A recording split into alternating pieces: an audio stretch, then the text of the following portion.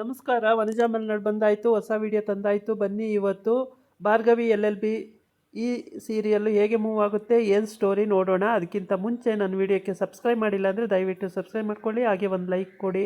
ಇವತ್ತು ಕೋರ್ಟಲ್ಲಿ ವಾದ ನಡೀತಾ ಇದೆ, ಇಯರಿಂಗು. ಕೋರ್ಟಲ್ಲಿ ವಾದ ನಡೀತಾ ಇರಬೇಕಾದ್ರೆ ವಿಟ್ನೆಸ್ ಎಲ್ಲ ಅವ್ರ ಕಡೆಯೇ ಗೆದ್ದಿರ್ತಾರೆ, ಸತ್ಯನ ಕಡೆಯೇ ಎಲ್ಲ ಆಗೋಗಿರುತ್ತೆ, ಗಂಗಾ ಸತ್ಯನ ಕಡೆಯೇ. ಆದರೆ ಇವತ್ತು ಮತ್ತೆ ಅಪೀಲ್ ಹೋಗಿರೋದ್ರಿಂದ ಪುನಃ ಭಾರ್ಗವಿ ವಿಟ್ನೆಸ್ಸನ್ನು ಕರ್ಕೊಂಡು ಹೋಗಿದ್ದಾಳೆ. ಒಂದು 10 ವರ್ಷ 12 ವರ್ಷದ ಒಂದು ಪುಟ್ಟ ಹುಡುಗಿನ ಕರ್ಕೊಂಡೋಗಿ, ಇದು ಗಂಗನ್ನ ನೋಡಿದೆಯಂತೆ ಈ ಹುಡುಗಿ, ಗಂಗಾ ಯಾರು ಅಂತ ಗುರ್ತಿಡಿಯುತ್ತಂತೆ ಅಂತ ಹೇಳ್ಬಿಟ್ಟು. ಆದರೆ ಅಲ್ಲಿಗೆ ಹೋಗಿ ವಿಟ್ನೆಸ್ಸಿಗೆ ನಿಲ್ಲಿಸ್ದಾಗಲೇ ಗೊತ್ತಾಗೋದು, ಕಟಕಟೆ ಮೇಲೆ ನಿಲ್ಲಿಸ್ದಾಗಲೇ ಗಂಗಾ ಯಾರು ಅಂತೇಳಿ ಆ ಹುಡುಗಿ ಪತ್ತೆ ಮಾಡೋಕ್ಕಾಗಲ್ಲ. ಭಾರ್ಗವಿ ಕರ್ಕೊಂಡು ಬಂದಿರೋಂಥ ಹುಡುಗಿಗೆ ಕಣ್ಣು ಐಬಿದೆ, ದೂರದೃಷ್ಟಿ ಕಡಿಮೆ ಇದೆ ಅಂತ ಆಯಿತು. ಹಂಗಾಗ್ಬಿಟ್ಟು ಅದು ಫ್ಲಾಪ್ ಆಗೋಗುತ್ತೆ, ಆ ವಿಟ್ನೆಸ್ಸು ಫ್ಲಾಪ್ ಆಗುತ್ತೆ. ಭಾರ್ಗವಿಗೆ ಚಿಂತೆಗೀಡಾಗುತ್ತೆ. ಉಲ್ಟಾ ಪಲ್ಟಾ ಮಾಡಿಬಿಡ್ತಾನೆ ಆ ಲಾಯರು ಎಲ್ಲನೂ. ಜಡ್ಜು ನೋಡ್ತಾ ಇರುವಾಗೇ, ಭಾರ್ಗವಿ ನೋಡ್ತಾ ಇರುವಾಗನೇ JP ಕೂಡ ಅಲ್ಲೇ ನಿಂತಿದ್ದಾನೆ ಕಟ್ಕಟೆಯಲ್ಲಿ, ಆದರೂ ಕೂಡ ಉಲ್ಟಾ ಪಲ್ಟಾ ಮಾಡಿಬಿಡ್ತಾನೆ ಕೇಸು. ಆವಾಗ ಇವಳಿಗೆ ಎಷ್ಟು ಬೇಜಾರಾಗುತ್ತೆ ಅಂದರೆ ಭಾರ್ಗವಿಗೆ, ನಾನು ಬಂದಿರೋ ವಿಟ್ನೆಸ್ಸು ಕಣ್ಣು ಚೆನ್ನಾಗಿದ್ದಾವೆ, ಪಾಪ ಹುಡುಗಿ ಗಾಬರಿ ಆಗಿದೆ, ಈ ಗಂಗಾ ಅನ್ನೋ ವ್ಯಕ್ತಿನ ನೋಡಿದೀಯನಮ್ಮ ಅಂತ ಅಂದರೆ ಕಾಣಿಸಲ್ಲ ಕಣ್ಣು ಅಂತ ಹೇಳುತ್ತೆ. ಹತ್ರದಿಂದ ನೋಡಿದ್ರು ಕಾಣಿಸಲ್ಲ, ದೂರದಿಂದ ನೋಡಿದ್ರು ಕಾಣಿಸಲ್ಲ, ಪಕ್ಕ ಹೋದ್ರೂ ಕಾಣಿಸಲ್ಲ, ಆ ಕಡೆ ಹೋದ್ರೂ ಕಾಣಿಸಲ್ಲ, ಈ ಥರ ಎಲ್ಲ ಮಾಡಿ ತೋರಿಸ್ತಾರೆ. ಆಮೇಲೆ ಅವಳ ಹತ್ರ ಬಂದಾಗ ಈಗ ಯಾರು ಅಂತ ನಾನು ಗೊತ್ತಾಗುತ್ತೇನಮ್ಮ ಅಂದರೆ, ಹತ್ರದಲ್ಲಿಂದ ಗೊತ್ತಾಗುತ್ತೆ ಅಂತ ಹೇಳುತ್ತೆ ಹುಡುಗಿ. ಇದು ವಿಟ್ನೆಸ್ಸು ಫುಲ್ ಫ್ಲಾಪ್ ಆಗೋಯ್ತು. ಹಿಂಗಾಗ್ಬಿಟ್ಟು ಭಾರ್ಗವಿಗೆ ದಿಕ್ಕೇ ತೋಚ್ದಂಗೆ ಆಗೋಗಿರುತ್ತೆ. ಈ ಹುಡುಗಿನೂ ಕರೆಕ್ಟಾಗಿ ಹೇಳ್ತೀನಿ ಅಂತ ಬಂದು ಈ ಥರ ಆಯ್ತಲ್ಲ ಅಂತ ಹೇಳ್ಬಿಟ್ಟು ತುಂಬ ಚಿಂತೆ ಮಾಡ್ತಾ ಇರ್ತಾಳೆ. ಆ ಟೈಮಿಗೆ ಏನು ಮಾಡಬೇಕು ಅಂತ ಗೊತ್ತಾಗಲ್ಲ.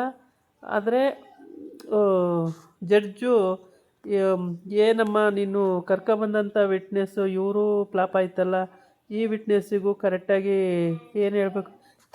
ಜಡ್ಜು ಏನಮ್ಮ ಗೊತ್ತಾ, ಇದು ವಿಟ್ನೆಸ್ಸು ಗೊತ್ತಾಗಲ್ಲ ಅಂತಾರಲ್ಲಮ್ಮ, ಏನಮ್ಮ ಮಾಡೋದು ಭಾರ್ಗವಿ ಅಂತಾರೆ. ಇಲ್ಲ ಸರ್, ಇವಳಿಗೆಲ್ಲ ಗೊತ್ತಾಗುತ್ತೆ, ಆದರೆ ಅವ್ರು ಏನೋ ಎದ್ದಿಸ್ತಿದ್ದಾರೆ, ಅದು ಭಯ ಪಟ್ಕೊಂಡಿದೆ ಹುಡುಗಿ, ಗಂಗಾ ಯಾರು ಅಂತ ಹುಡುಗಿಗೆ ಚೆನ್ನಾಗಿ ಗೊತ್ತು ಸರ್ ಅಂತ ಹೇಳ್ತಾಳೆ. ಆವಾಗ ಇಲ್ಲ ಗೊತ್ತಾಗ್ತಿಲ್ಲ ಅಂತ ಹೇಳ್ತಾ ಇದೆಯಲ್ಲಮ್ಮ ಅಂತ. ಇಲ್ಲ ಇವರ ಅನ್ನೋರು ಗೊತ್ತಾಗುತ್ತೆ, ಹುಡುಗಿಗೆ ಎಲ್ಲ ಗೊತ್ತಾಗುತ್ತೆ, ಇವರೇನೋ ಭಯಪಡಿಸ್ಬಿಟ್ಟಿದ್ದಾರೆ, ಹಂಗಾಗಿ ಹೆದರ್ತಾ ಇದೆ ಹುಡುಗಿ ಅಷ್ಟೇ ಅಂತ ಹೇಳ್ತಾಳೆ. ಈ ವಿಟ್ನೆಸ್ಸು ಫೇಲ್ ಆಯ್ತಲ್ಲಮ್ಮ ಅಂತ.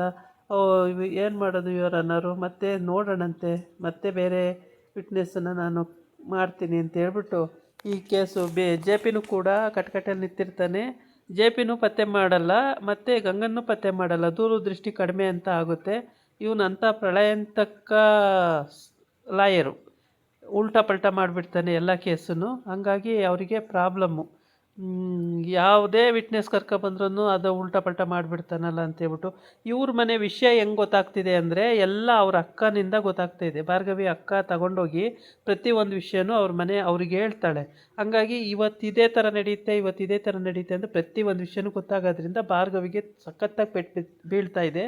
ಅವಳು ಏನೇ ಮಾಡೋಕ್ಕೋದ್ರೂ ಪ್ರತಿ ಒಂದು ವಿಷಯನೂ ಫಸ್ಟೇ ಅವ್ರಿಗೆ ಗೊತ್ತಾಗಿರುತ್ತೆ, ಫಸ್ಟೇ ಅವ್ರು ರೆಡಿ ಮಾಡಿ ಇಟ್ಕೊಂಡಿರ್ತಾರೆ. ಈ ಥರ ಆದರೆ ಕೇಸ್ ಗೆಲ್ಲೋಕ್ಕೆ ಹೆಂಗಾಗುತ್ತೆ, ಸಾಧ್ಯನೇ ಇಲ್ಲ ಕೇಸ್ ಗೆಲ್ಲೋದು. ಒಟ್ಟಿಗೆ ಬೃಂದನ ಇವ್ರ ಮನೆಯಿಂದ ಆಚೆ ಕಳಿಸಿದ್ರೇ ಮಾತ್ರ ಇವ್ರಿಗೆ ಒಳ್ಳೆಯದಾಗುತ್ತೆ ಹೊರತು, ಬೃಂದನ ಇವ್ರ ಮನೇಲಿ ಇಟ್ಕೊಂಡಿದ್ರೆ ಭಾರ್ಗವಿ ಅಂತೂ ಕೇಸ್ ಗೆಲ್ಲಕ್ಕೆ ಸಾಧ್ಯನೇ ಇಲ್ಲ. ಆಮೇಲೆ ಇಯರಿಂಗ್ ಮುಂದಕ್ಕೆ ಹಾಕ್ತಾರೆ, ಪುನಃ ವಾಪಸ್ ಮನೆಗೆ. ಇದೇ ಆಗೋಗುತ್ತೆ ಉದ್ದಕ್ಕೂ, ಏನೂ ಮಾಡೋಕ್ಕಾಗಲ್ಲ. ವಿಟ್ನೆಸ್ಗಳೇ ನೆಟ್ಟಿಗಿಲ್ಲ ಅಂದರೆ ಕೇಸ್ ಮತ್ತೆ ಮುಂದಕ್ಕೆ ಹೋಗುತ್ತೆ. ಇಯರಿಂಗ್ ಮುಂದಕ್ಕೆ ಹಾಕ್ತಾರೆ ಜಡ್ಜ್ಗಳು, ಏನೂ ಮಾಡೋಕ್ಕಾಗಲ್ಲ. ಇವರು ಕರ್ಕೊಬಂದಿರೋ ವಿಟ್ನೆಸ್ಸನ್ನು ಗುಟ್ಟಲ್ಲಿ ಇಟ್ಕೋಬೇಕು ಅಂದರೆ ಮನೇಲಿ ಮಾತಾಡೋದನ್ನೇ ಬೃಂದ ಕೇಳಿಸ್ಕೊಂಡು ತಗೊಂಡೋಗಿ ಆ ಮೂರನೇ ವ್ಯಕ್ತಿಗೆ ಎಲ್ಲ ವಿಷಯನೂ ತಿಳಿಸ್ತಾಳೆ ಅಂದರೆ ಮನೇಲಿ ಇನ್ನೆಲ್ಲಿ.